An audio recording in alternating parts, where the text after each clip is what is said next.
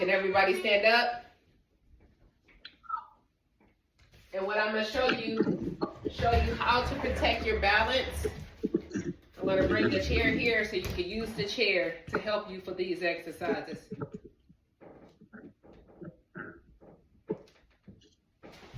And if they don't have a chair, they can go by the wall, right? Yeah, you go by the wall. Yeah. So you okay, I'm just trying to what can you give. See? Okay, so I'll put the chair on this side so I can show you both. So you can have a chair or you can have the wall that we can do these. So you need to use the wall to start off with these standing marches. And if on your affected leg doesn't lift on its own, I'm going to take my non-affected arm and I'm going to go up underneath and I'll show you from the front. So this is my non-affected, I'm left side affected. I'm going to go underneath with my right arm and I'm going to connect the arms together. So therefore, when I'm trying to do those marches, I can lift the legs up like this. So that's what I want you to focus on. So we're going to focus on one side. So in case you are hoping to lift that leg up, we're going to do one side at a time. So I'm going to do it standing to face you. But if you need to use the wall, or you can need to use the chair. So what this looks like is, grab this up underneath here, and we up and down.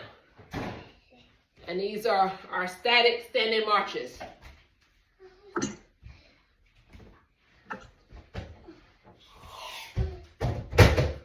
There we go.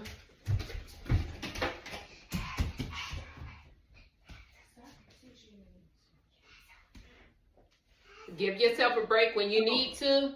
We're still on the same leg, and I'm going to show you how to go to the next leg. So for instance, if somebody is using a chair to hold yourself up, it'll look like this.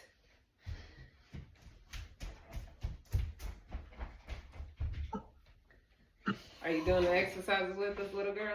No. I thought you were asking us. I was like, yes, we are. No. We can't see your head, but I'm like, you can see. Well, how us. Catherine was saying, she likes to come close to the camera, and she came right on over here. See?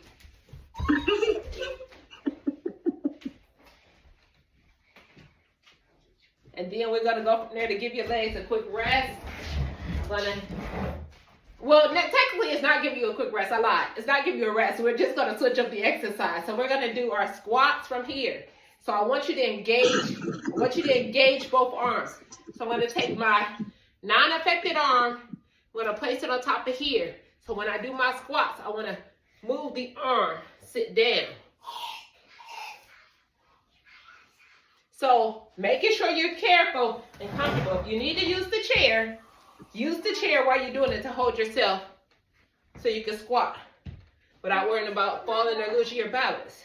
And then also if you're on the wall, what that'll look like on the wall is like this.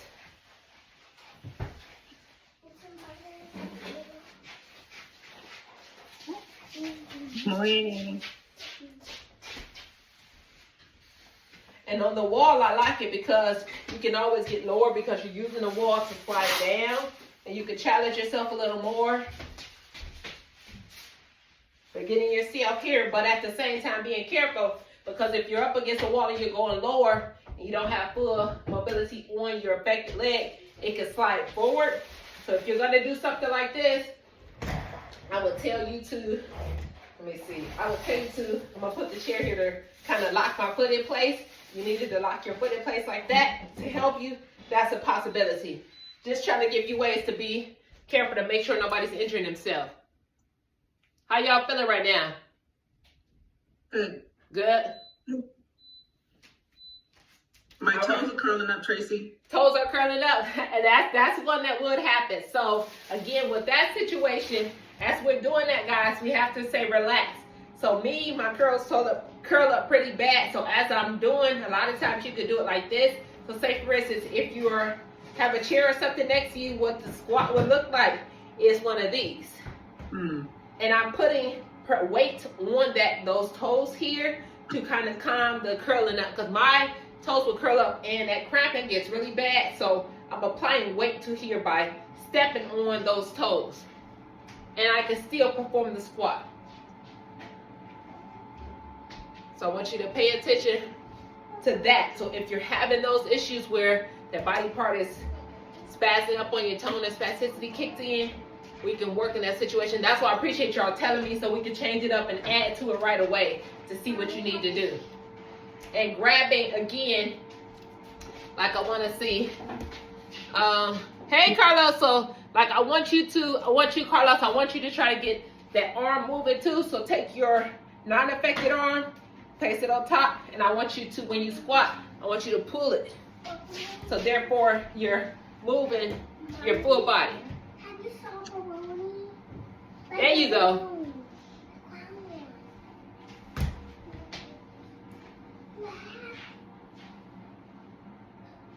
There you go. Because we really want to engage full body.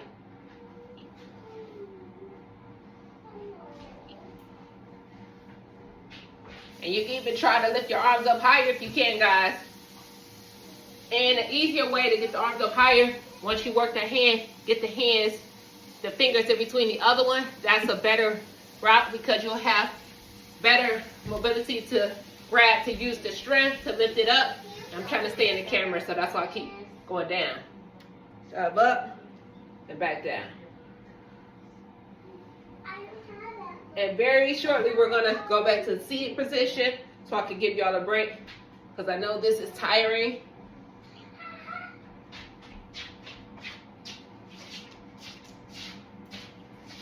All right, we're gonna have our seats now. We'll continue with the exercises in our seat.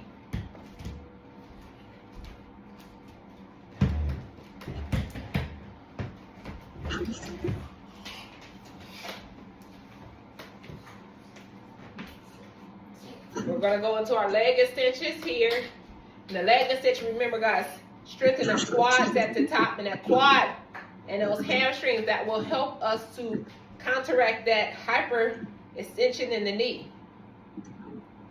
When we're doing our extensions, there's ways that some of you still may be dealing with your leg not come all the way up, so you may only be able to do to the extent of here. But those of you that can push yourself a little more, I want you to get that knee up high first, and then we extend it, even if you have to hold it up to extend it higher. Because when we get it up higher, we're really activating quad and hamstrings, bringing it up higher. What? Can you give me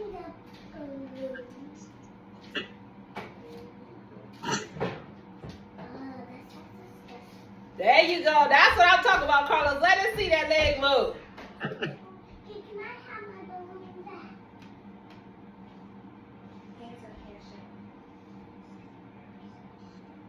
And remember, everybody, when you need to take a break, take a break.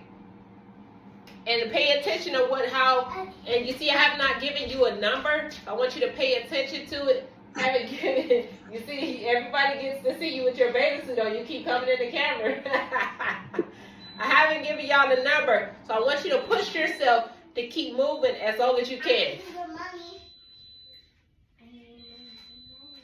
And I'm purposely, I can hold my leg up, but I'm purposely engaging both hands. So that's why I still got my arms up underneath my leg to help me lift as I extend. And when you're extending, guys, I want you to squeeze, focus and watch it to squeeze that quad so we can activate those muscles. Know what I wanted to ask? Should Yes, I do these exercises with or without my AFO on? So yeah, you could do it both because the AFO may help the ankle to get you a little. It may be a little easier for you to do this extension when you do that. So I would say try it with both because we are seated. Like when we get to this position, you're seated. You don't really have to worry about doing too much with the AFO. But because we just did a few exercises standing and seating, it'll probably be best for safety reasons for you to have the AFO on. Okay. And we're gonna go with our crossovers.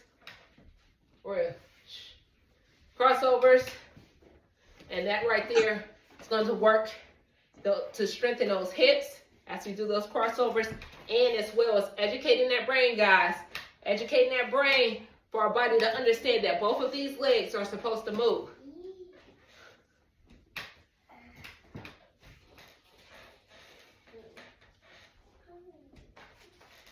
So you definitely feel these in your hip, AB and AD ductors. And then I'm going to change it up a bit We're gonna go a deeper one because we're gonna cross over. And when we do those crossovers, applying weight to that, take non-affected, taking a hand, applying weight to it to really open up those hips. Really get those hips opened up here. Nice, you'll get a nice stretch throughout. You'll even use, some of you, like me, I can feel it stretching out my IT band right along the side here. I'll switch that leg. And lean into it. And this is a stretch. This is stretching and strengthening at the same time with this exercise. If you want to speed it up to challenge yourself, it can look like this. Or if you're saying, I can't pick my leg up myself, having the pants on, I'll take my non-affected hand, grabbing my pants or grabbing the ankle, lift it up, and doing this, pushing into it. I may have to take it back down with my hand. So you can use your non-affected side to help you with these exercises if you don't have the full mobility right now to move it on your own. So I don't want you to limit yourself in a situation to say that you can't do it because you don't have full mobility or full independence. We can use a stronger side to help maneuver our body in ways that we don't do on our own. And we're gonna finish off back with our upper body exercises, up overhead.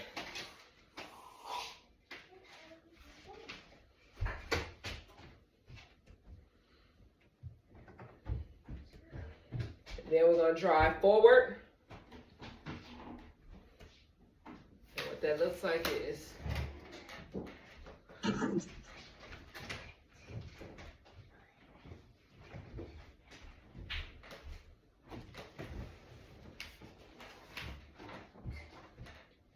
and we're going dropping it down. So I'm left side affected. I'm dropping it down to my affected side.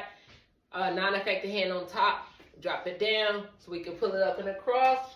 For our kiss the bicep, bring it right back down, and I'm carrying the arm all the way through.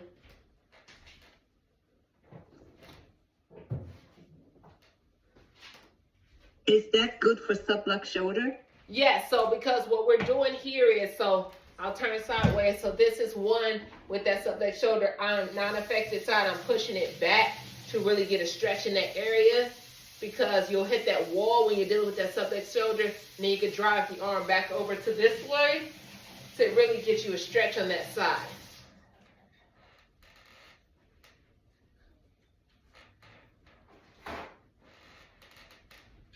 So you can drive the shoulder back this way, or you can bring it down here.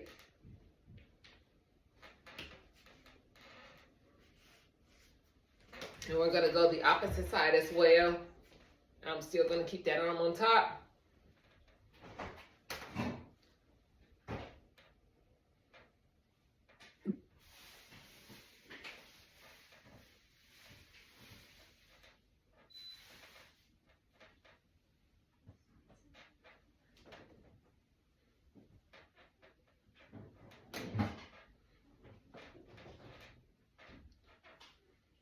Now I want you to relax your shoulders and your arms. We're going to shrug real fast. Well, we're going to take our time and shrug to loosen those shoulders up. And again, if you need to over-exaggerate to get that shoulder moving because your shoulder may not move on its own, over-exaggerate like such.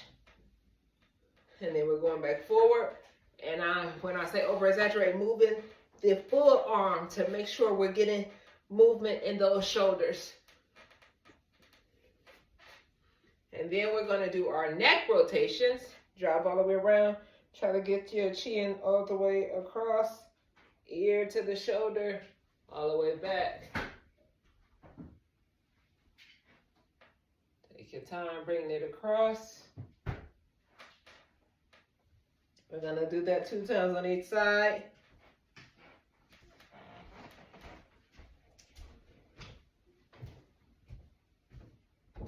Then we're going to the opposite direction.